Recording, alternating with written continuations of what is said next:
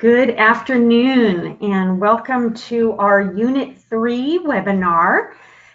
We are going to be covering dramatic play, writing, and science and those three learning centers today. And I want to welcome you. Thank you for joining me. And here with me is my coworker, Cassie Longoria. And so she's going to be helping me when we get to certain parts of the webinar. You are all muted, so we're going to keep you that way if that's okay for the webinar. And if you have questions, though, we are going to definitely have time for you to ask them. So just get in the habit. When I say something that you now have a question on, just write it in the question section of the control panel on the right side of your screen. And hopefully you saw that there were a couple of handouts and have those. And we will be recording this webinar and it will be available for you on our SharePoint site. So I think that is the basic information to begin with. So we're just going to dive right in. So today what we're going to do is to do a short review of Unit 2, talking about what makes a learning center, what is the definition of a learning center, and then do a little bit more review of brain development. And then we are going to just dive right into these three learning centers. And you will have the opportunity to ask questions after each learning center is displayed in the webinar. So like I said, get those questions ready. And then we're going to do a little practice. And then we're going to talk about the next couple of weeks coming up and some support that you may need. So hope that'll be the next hour of our time. So to review Unit 1, I wanted to remind us when we're talking about learning centers, this is the definition that we are using. Learning centers are well-defined interest areas that provide children with a wide range of materials and opportunities to engage in hands-on learning across the curriculum. So you can remember that we talked about that they are well defined. So they've got boundaries and you can tell where they are. They're not giant open areas in the classroom. It's also very apparent in this definition that children use them and that in each learning center, there's a wide range of materials. So some things that are easier, some things that are more difficult. The materials match a lot of different diversity needs that might be in the classroom. The learning centers have a lot of hands-on learning, and the learning centers are connected to the curriculum. So that is our definition. If you'll remember, we also watched a video about brain development, and we learned that in developing brains, there's really two big items, genetics and the child's experiences. And those two items help the brain to develop at its capacity.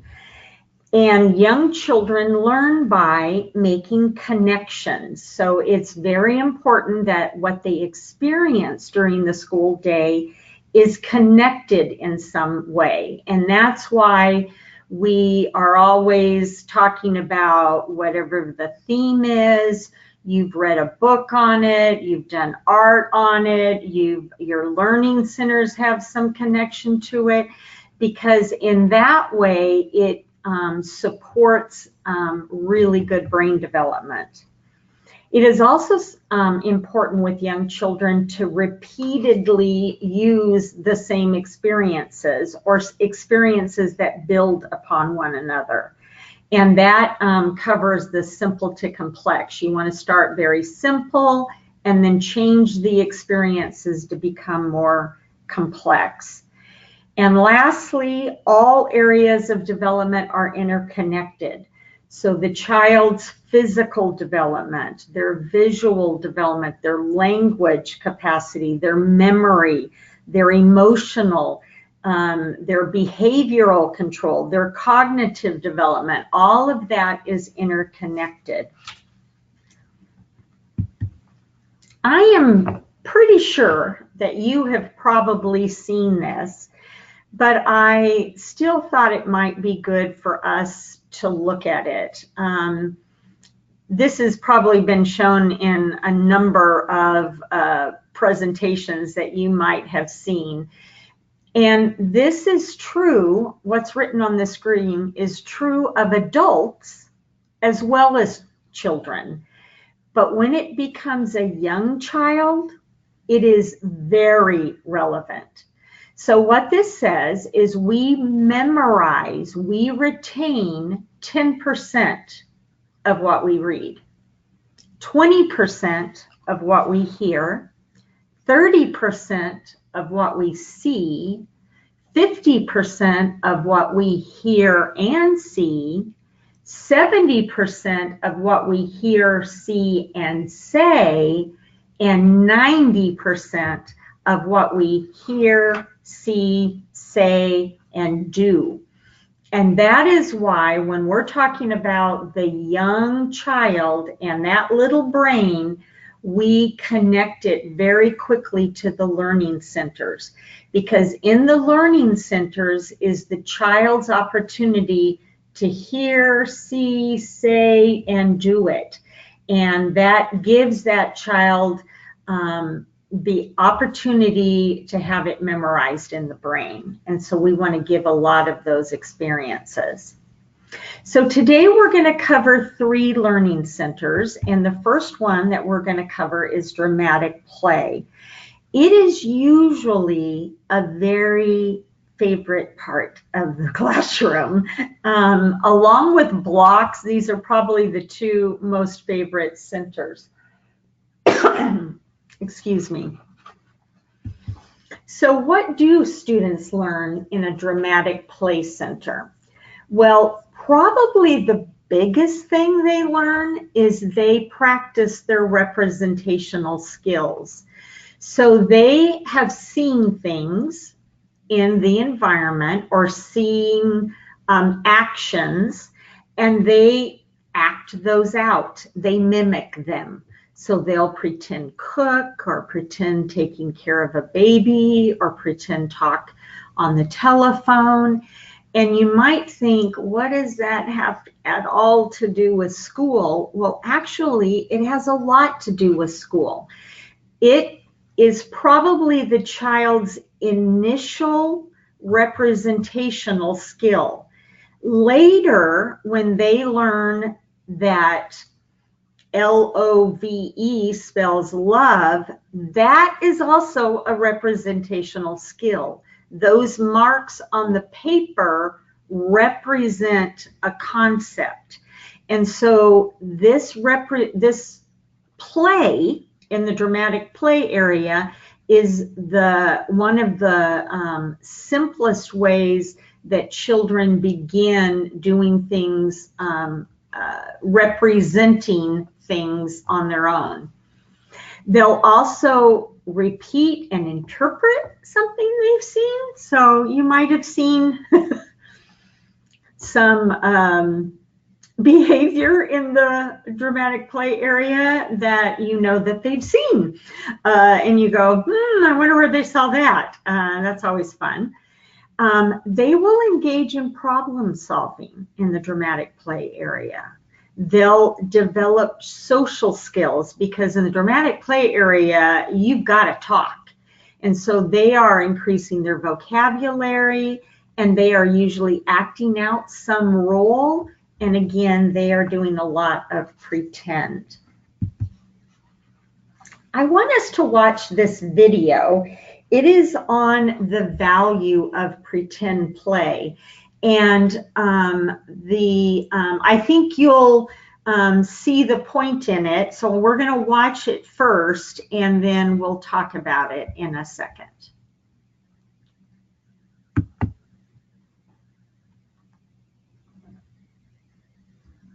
Play is the most enjoyable part of childhood. Honestly, I'm not sure we need any further justification for including it in our classrooms, in our family childcare homes. Play is what makes childhood wonderful. But it so happens that play is also absolutely crucial for learning and development. Play nurtures almost everything that's important in early childhood, from social development to language to emotional well-being to motor coordination, even reading or being able to do math. Play influences everything. One kind of play that's especially important is pretend play.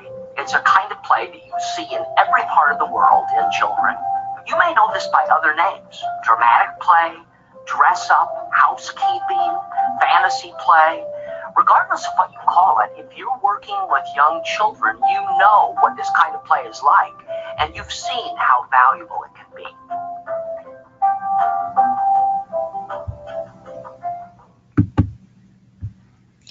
So that short video, I think, will lay the groundwork for why a dramatic play area in the classroom is important.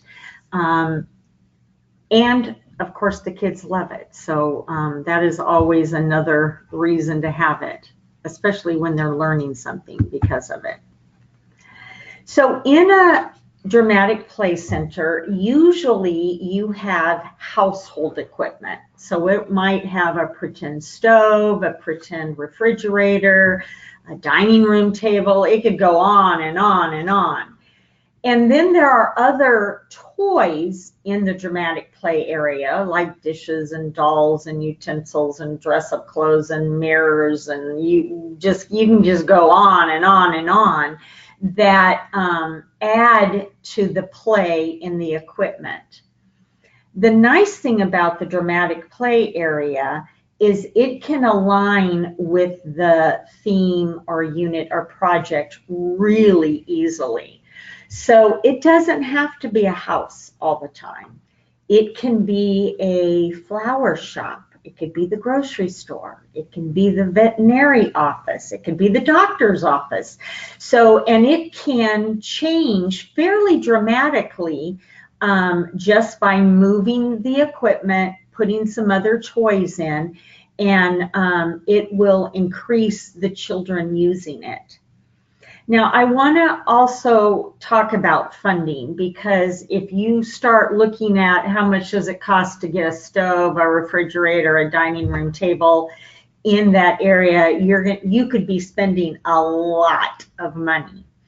And again, I would encourage you to avail yourselves of garage sales and things that perhaps families have used and they are no longer using any longer. Now, when you are using used equipment, you obviously need to make sure that it's safe, but don't let the funding keep you from having a dramatic play center, because most of the time you can get these items at a reduced cost. How would you make this area have a varying degree of difficulty? Well, if you're have a child, let's say you're in a threes program, you might have bigger items. So the food objects are bigger. The dishes might be bigger. With the 4-year-olds, you might have more things. With the 3-year-olds, you might have less. So there are ways to make the center have a varying degree of difficulty. That is especially true in the print that we're going to talk about in just a minute, and what you could add to this center. I wanted to bring your attention to a couple of items that are on TEA's website that I thought you might be interested in. So we have on our website dramatic play activity sheets. And I've given you an example here. This one is if you changed your dramatic play area into a laundromat. And you can see this is an activity that a teacher could do in the dramatic play area if it was a laundromat. And you can see on the example, it has the PreK Guidelines. It even has kindergarten TEKS assigned to it. And it does have how you could differentiate the activities in there to make it useful for younger children or older children. The categories that are on the left-hand side of the screen, those are the dramatic play areas that we have on our website. So if you're thinking about, ooh, maybe we should do a bakery, or let's talk about pets, we have activities for all 4 of those categories. And the link to all of that is at the end of this PowerPoint. I also wanted to show you that in those activities, they have cards that have the word and a nice picture of the word. And you'll see on the left-hand side, there's things for the bakery in English and Spanish, cookbook and kid-friendly recipes. There are home chores, home vocabulary, laundromat vocabulary, veterinarian appointment, veterinary clinics, veterinary reports. And so there's some other items on our website that I really think you might find useful. As far as print and writing in the dramatic play area, here are some ideas for things that could be added. Shopping ads, just out of the local paper. Little pads of paper for to-do list, because believe me, the kids have seen at least one of their parents probably make a to-do list or a shopping list. A clipboard with a writing tool, a cookbook, recipes. And if you're thinking about adding books in this area, there's a wide range of books depending on your theme that could be added. You do want to make sure that with the books that you are showing, differences in families, differences in races, differences in occupations, and make sure both male and female are shown there. So there is a lot of variation that can be done within the print and writing area. There are some common issues in this area, though. Usually this is another one of those activity learning centers that needs a pretty big space. It's kind of like the block area. Kids need a pretty large area to play here. And it is an active, noisy center. It should be an active, noisy center because there should be lots of talking in this center. Storage becomes an issue because, you know, if you've got babies and clothes for the babies and foods and utensils and dishes and pots and pans, and you can just go on, where is all that stuff going? And how do you help the child put those things away? And again, the labeling, the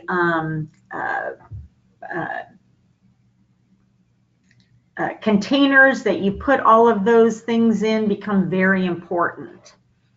It is also really important to change the items within this center. This is true of every center, but I do think it is especially true of the dramatic play area. If it is a house 1 month, perhaps the next month it becomes the doctor's office. Perhaps the next month it becomes a veterinary office. You can change it to match the themes, and that will keep the children their interest very high. This is another one of those centers that you want to make sure that the items in the center reflect the children in the classroom. So make sure the dolls are of the same ethnicity as the children in the classroom. Make sure the food items match the ethnic backgrounds of the children in the classroom. And so that also becomes really important in this area, but it's pretty easy to take care of. So we've gone through that area pretty quickly. I wanted just to give you a little bit of time if there are any questions specifically that you have about the dramatic play area. So I'm going to give you a minute or two to type something out, and then we can talk about it.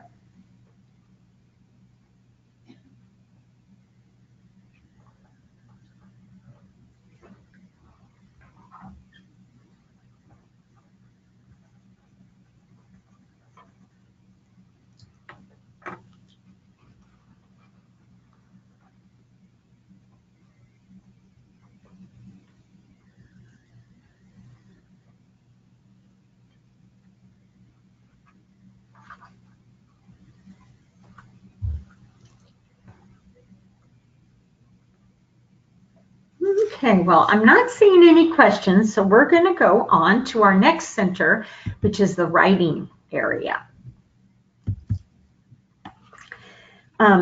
We are all aware that young children value and benefit from a print-rich environment. And this quote, I think, states that. It says, children's exposure to print during the early childhood years is significantly correlated to literacy development. So a child that from day one, birth on, has been exposed to lots of print, books, magazines, they see their parents reading, there's just print everywhere, and the adult in their life is commenting on that print and noticing the print and talking about the print, really helps the child develop their literacy. And so this is a really important area of the classroom. So some ideas for what we would put in a writing area are pretty simple. Of course, you would want to have lots of different kinds of writing utensils: crayons, markers, pencils, chalk. I mean, you can just keep going on and on and on. You would want all kinds of different things to write on, not just paper. I remember one time as a teacher, I put foil in the writing area. And I remember one of the kids came up to me and said, "Teacher, what is this for?" And I said, "Well, I thought maybe you would practice writing on it and see what you could write with." I had to really watch that area then, because all the kids wanted to play in that area. So just changing one little item helps the children to be very interested in that area and in participating in it. Other items that you could put in that writing center are things like tape. Oh my lands, kids love tape. Stickers, stamps, scissors, stencils to trace, even a stapler, a hole punch, yarn, envelopes, clipboards, chalkboards. I mean, again, you can just go on and on. Now, am I suggesting that you put all of this at one time in the writing center? No, no, no, no, no. This would be way too much stuff. But it does show you that there are lots of options to put in a writing center. And sometimes I think we get stuck and we only have crayons and markers or crayons and pencils in there. We only have paper. We only have scissors. And there are a million other things that children would use in this center. Sometimes it is good with young children, so this will hit the varying degrees of difficulty. 3-year-olds, 3-year-olds don't write very well. That's just where they're at. And we're going to talk about that specifically in a little bit. But they will trace things if there's shaving cream on the table. They'll use their fingers or a crayon or whatever. They will use their small motor. They'll use those little fingers if there is a tray with sand on it. So even when you're thinking about really young children, you might want to think of this area as a small motor area rather than a writing center. So think about using things like clothespins and having them pick up cotton balls and putting them in a container. And you'll see by the items that are here, the tape, the stickers, all of that, you are using your fingers, which is what we want them to do, so that those fingers are ready to really, really write when it is developmentally appropriate for them. Funding, this is an area that's pretty simple in funding. You can have a really fancy writing center that costs you several $100s, or you can put a table out with some bins, with some containers, and rotate the items that are in there. And so yes, you can spend money on the writing center, but it's also easy to have a writing center without spending a great deal of money. This is also a center that you can align with the theme or the unit or the project.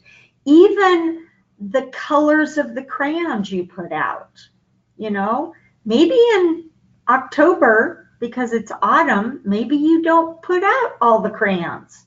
Maybe you put out yellow, orange, brown, green, red crayons, the colors of the leaves. So think about that. Think about how, whatever the theme is, how could you alter the writing center to make it go along with that theme a little better?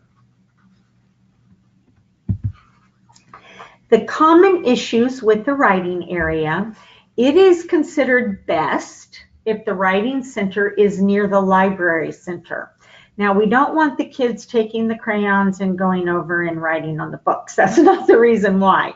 But we want to connect in the brain that books have print in them, and I am able to also print. And so any way that we can connect that is good. The writing area is kind of a quiet area, so it should be away from the block area, away from the dramatic play area, the ones that are a little more noisy. And again, it's best if the materials are rotated to maintain the child's interest. And a common error in a writing center is to use the center only to practice letter writing rather than to practice small motor skill development. And so you might look at your writing center and see, oh, wow, maybe you've only been using it to practice letter writing, and maybe that's why the kids don't come there. Really what we want is we just want them writing. Eventually the letters will come, but the letters are not going to come if they don't have a lot of experiences with using their small motor with their fingers. So try to avoid that common error. And again, we want to make sure the items are reflective of the children in the classroom. So you might consider, you know, when we said stickers are in this room, or you might think through what's going to get my boys into this center. Because a lot of time it's the girls that want to go in this area. So think through, if you notice certain children not going to this center because you want all of them to spend some time here, you might think through, what could I put there to entice that child to go there? I wanted to take the opportunity in this learning center to bring up a subject that I think is pretty important. I think there are different expectations in the field about writing. And this slide shows a chart that is contained in the 2015 PreK Guidelines.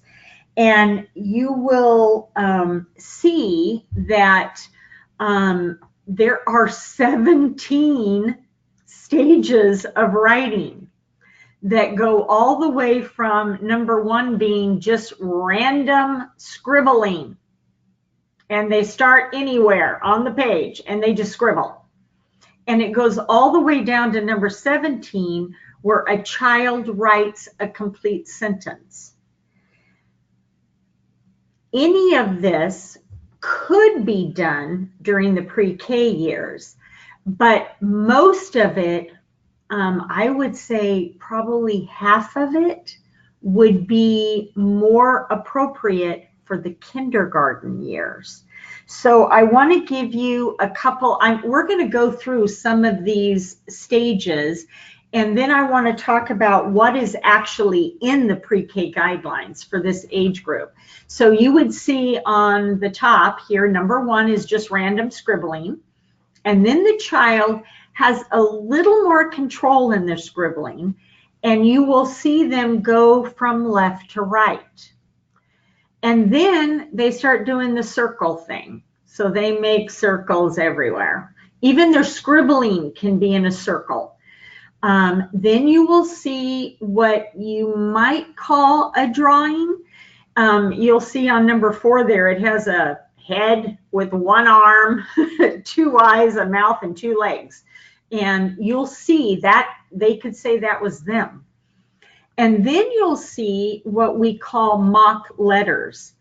And all they are really are symbols. They might not even look like a letter, but the child thinks it's a letter because they've learned that when I put something on a piece of paper, that has a meaning. And so they'll want to make a heart or that kind of thing. Then you will see, after they've learned a couple of letters, they usually go from left to right and they just write letters, and it just kind of goes on, and there's no pauses in the letters. So they could be on top of each other, right next to each other, and the child knows it doesn't say anything, and they don't even have any connection in the child's brain that that series of letter even makes a sound. In number 7, it says that then the child might start grouping their letters and having some space in between them. And then they may do some picture labeling. So they may have a very rudimentary drawing, and they might say, that's my dog, and they write the letter D. That is a huge step in their learning development, because now they have a symbol of a letter that's tied to a sound that's tied to a picture. And that is huge. And then they're going to go on to, they'll start noticing, teacher, what does that say? So the exit sign on the top of the door, they might want to know what that says.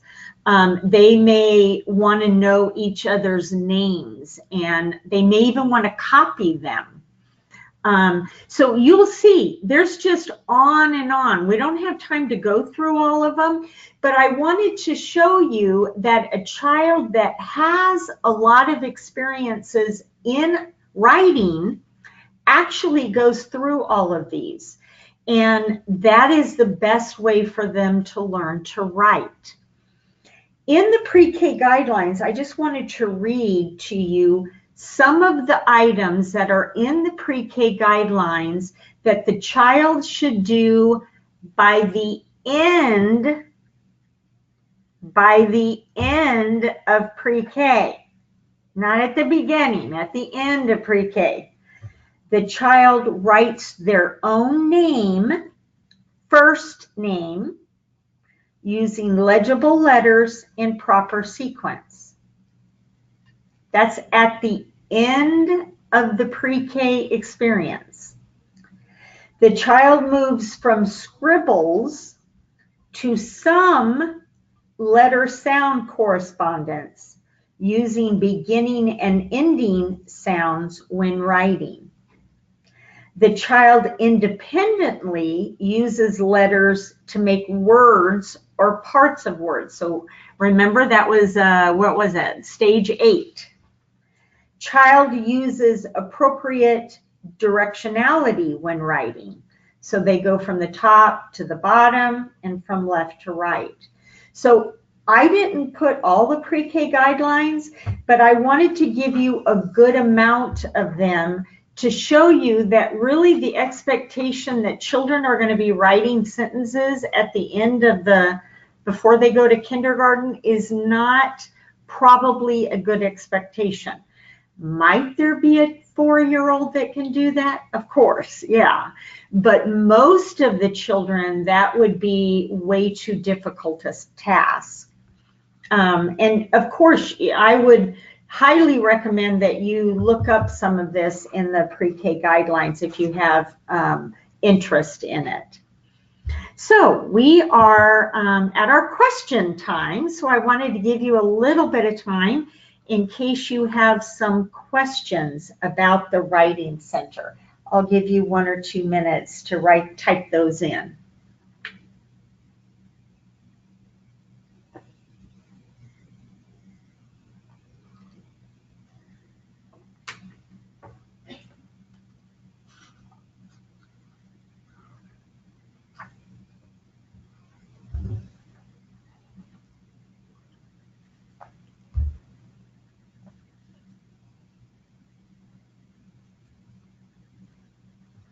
You are all very quiet today.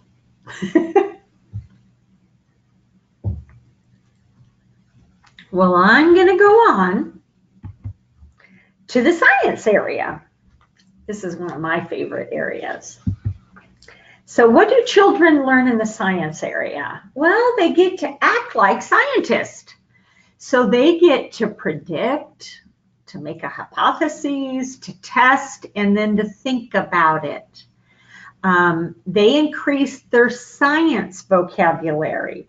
So think about, when you're in 3rd grade and you're trying to do science, think about some of that very rudimentary vocabulary that can be used in this center. They, of course, practice their problem-solving skills, and they gain a lot of knowledge regarding living items and natural items, and I listed a bunch of those for you. They begin to develop logic, and they practice using science tools. There are a lot of tools in science, so this is a good area for them to be introduced to those tools.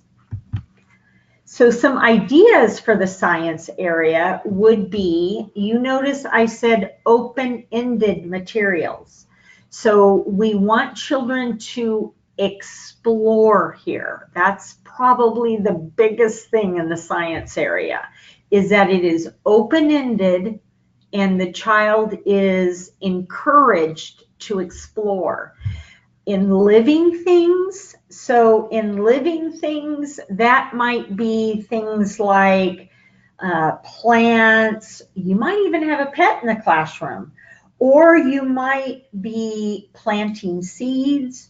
You might be learning about your five senses. So how do you see? How do you hear? What things smell like? What things taste like?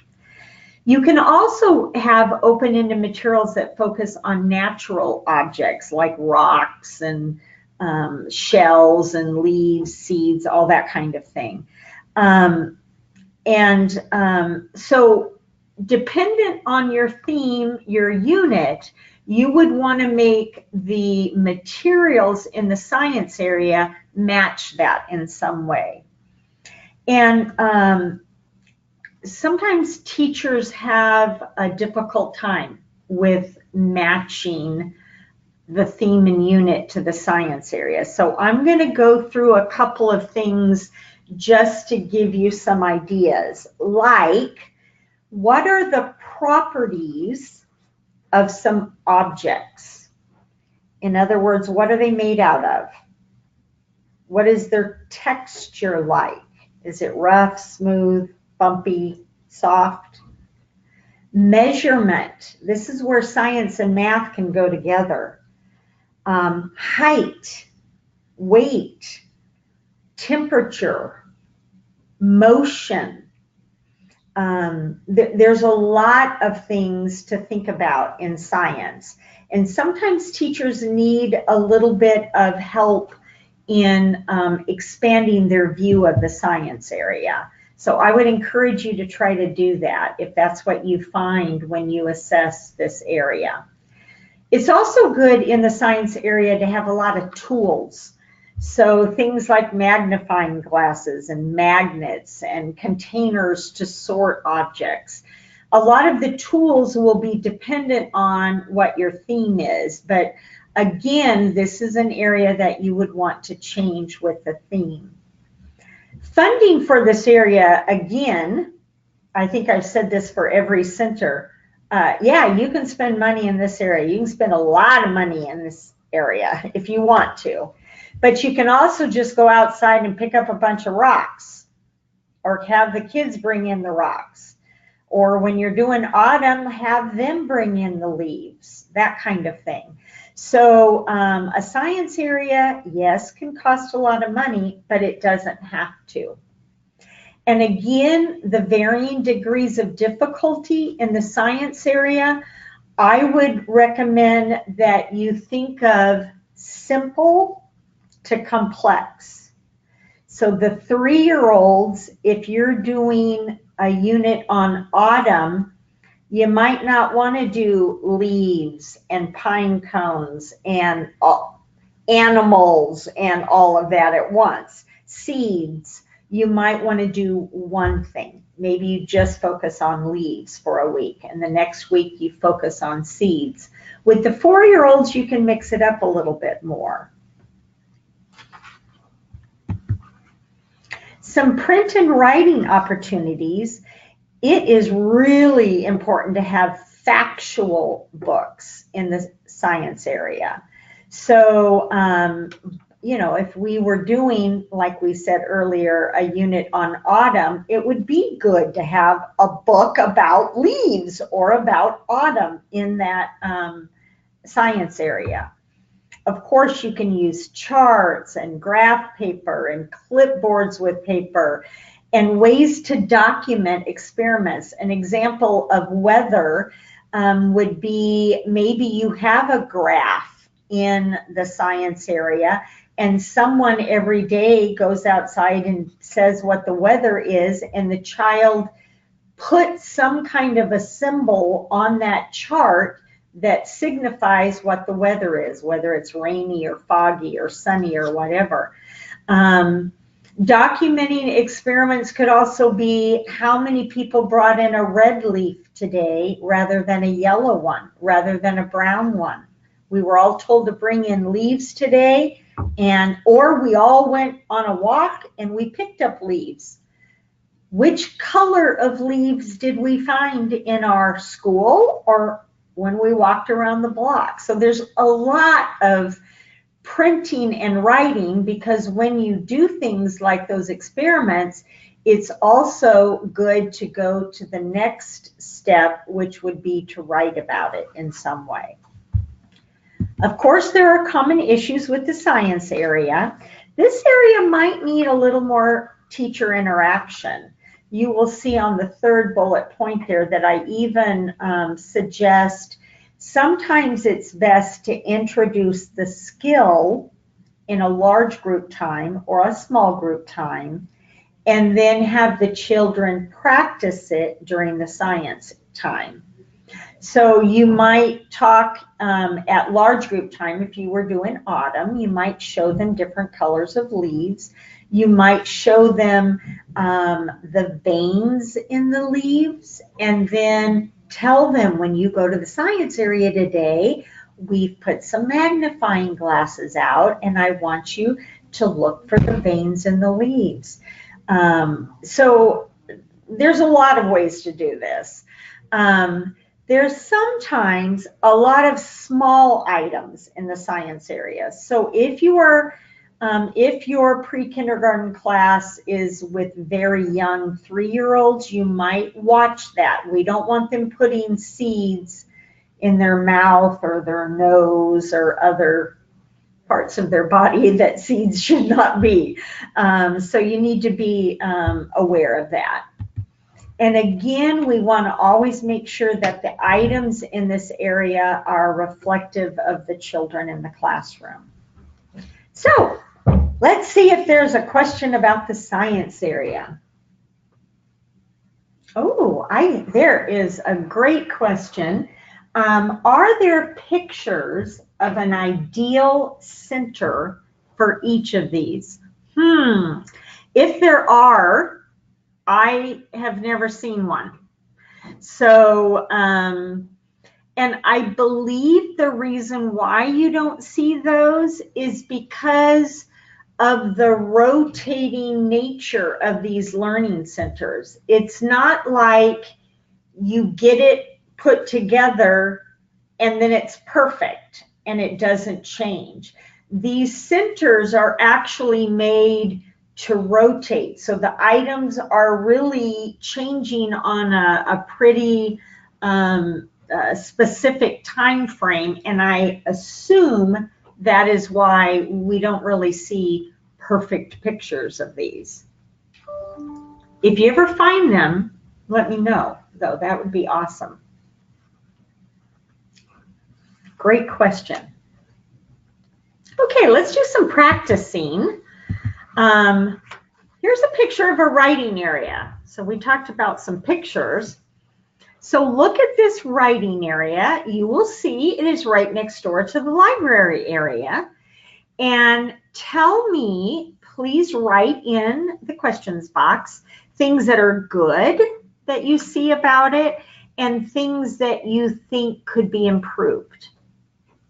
I'll give you a couple of minutes, look at it, and write your responses. What is good? What is bad?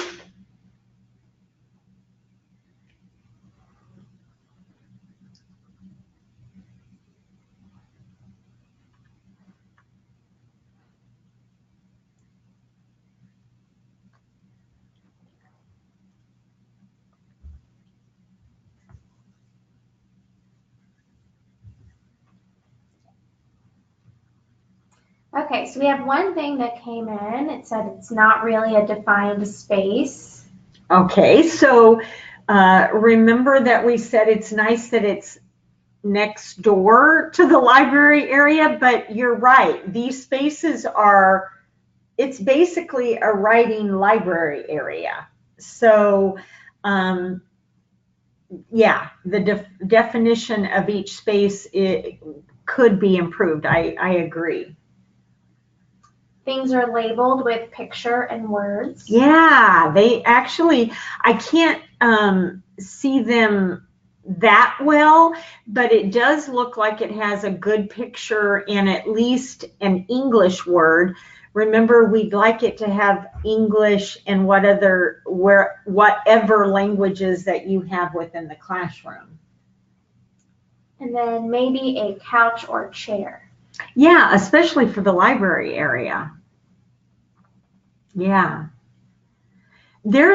I think there's quite a bit of things in that writing area. I mean, look at the choices that the child has. It looks pretty fun. Some of the items are on the top of that shelving unit, which if this was a class of 3-year-olds, those items would probably be too high. So good. Let's look at another one. This is a science area. So what is good and how could this area be improved?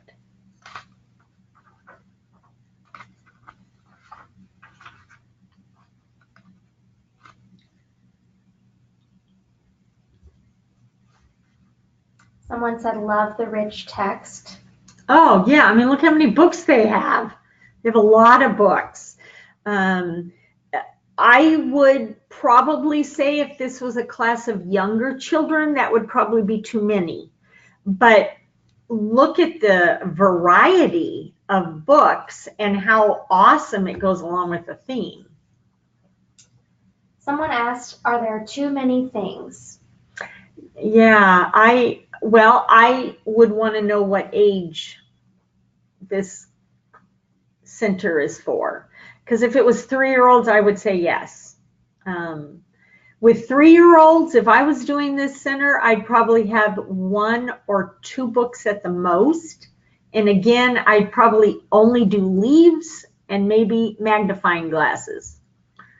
And then the next week, maybe your books turn from leaves to more things about seeds, and you would have seeds with magnifying glasses, or maybe seeds that they could classify in some way, big ones, little ones, ones that are alike. I mean, there's a million things you could do. And then lastly, it looks like a display and not a center. Yeah, I agree. This looks like no child plays here. And that is not good.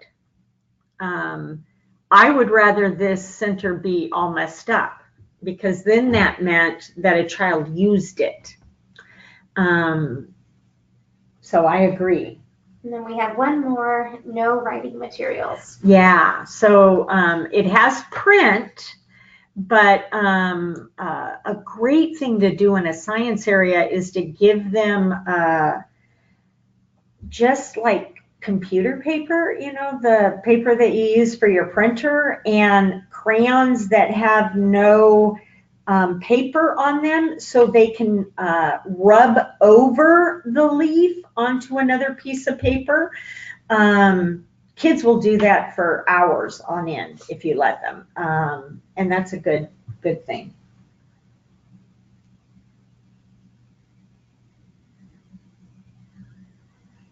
There's a question about 3s and 4-year-olds and whether districts, it is allowable, let me say, to mix 3 and 4-year-olds. Remember, as soon as you have a 4-year-old class, because you've identified at least 15 eligible pre-K students, you then, pre-K becomes like any other grade level. So you can't say, sorry, the 4-year-olds are full, we can't take you. It becomes just like 1st grade, 2nd grade, 3rd grade. You have to take the pre-K eligible children that come. 3-year-olds are not like that, though. And so those are decisions that the district gets to make. Am I serving 3-year-olds? But as soon as you begin to serve 3-year-olds, then you need to follow the attendance rules, but you don't have to take all the 3-year-olds. You can keep a waiting list and all of that. It would be interesting to know, maybe we can talk about that. I got to write that down so I won't forget. In our PLC, maybe we can ask how many districts have 3s, how many have 4s, and how many have mixed classrooms. That would be an interesting thing, because I do agree with you. It changes what you do with some of the centers. Awesome. All righty. Well, we are going to go on now and talk about what our next steps are. So we would like you to choose again one learning center. I don't want to, and I know it's, you know, holiday time and everything. So we don't want to overwhelm you. So we want you to choose either dramatic play or writing or science. And to complete the inventory that I'm going to show you on the next page, and then be prepared to share what did you learn. So when you went through the centers and you assessed the dramatic play area, the writing area, or the science area, what did you learn? What improvements were you able to make, or what improvements are you planning to make? Because we do know that some of this might be time sensitive. It's not like you can just do it instantly. This slide shows you a copy of the Learning Center Assessment, which is also a handout on this webinar, so you can download that. And you'll see it has the exact same verbiage. It's just the learning centers have been changed. And then after that, Unit 3, this is Unit 3. So we've done the webinar today. We're going to assess and hopefully improve one learning center in our pre-K program. And then we're going to get back together at our PLC on December 4th at 10 o'clock in the morning. And then I will individually phone you the next week, which is the week of,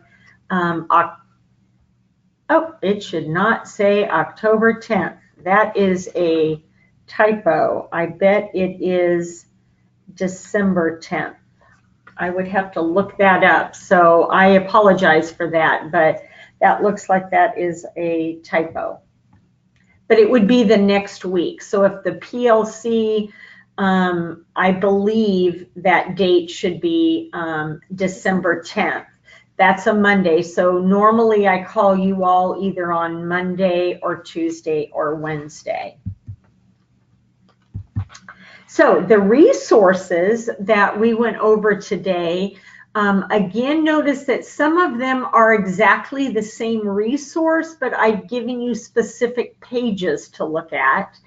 And on our website, remember the resources that we talked about in the dramatic play area? I gave you the link there to get to them. So hopefully that will help you. Again, you may review the SharePoint site. You may have access to these tools on that site. This webinar is being recorded and it will be posted at that site. And again, there is my phone and email support. You know what, I wanted to interject here.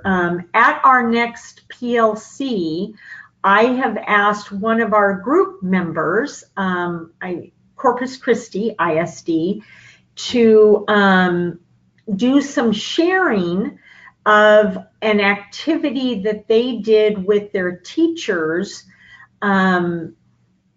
in improving their learning centers. I thought it was a great idea. So not only will we all get a chance to share how we improved the dramatic play, the writing, or the science area, but we'll also be able to hear from one of our group members. So I think that'll be great.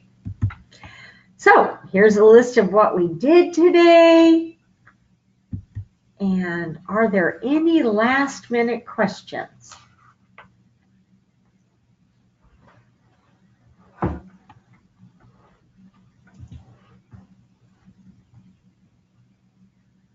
You remember, please, that you can always ask me questions. I'm available by phone and or email.